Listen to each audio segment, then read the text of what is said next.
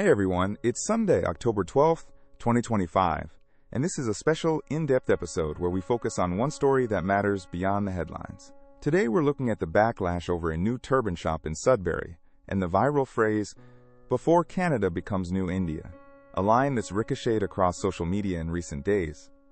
Here's what happened.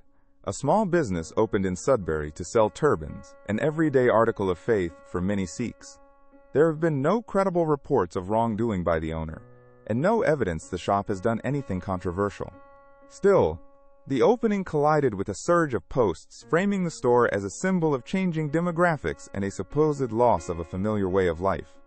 The phrase "before Canada becomes New India" became a rallying cry, and the conversation turned from one storefront into a referendum on immigration, multiculturalism, and identity in Northern Ontario. Let's add context.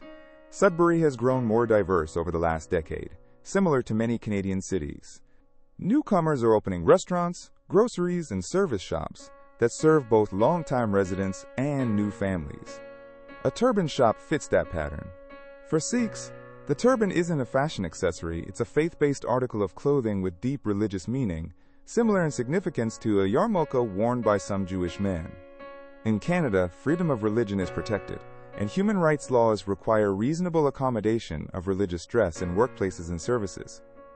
So what's driving the intensity online? Posts mixing demographic data with fear, sometimes misinformation, and sometimes outright hostility. Some call for deportations or sweeping policy changes that don't align with how Canada's immigration system actually works.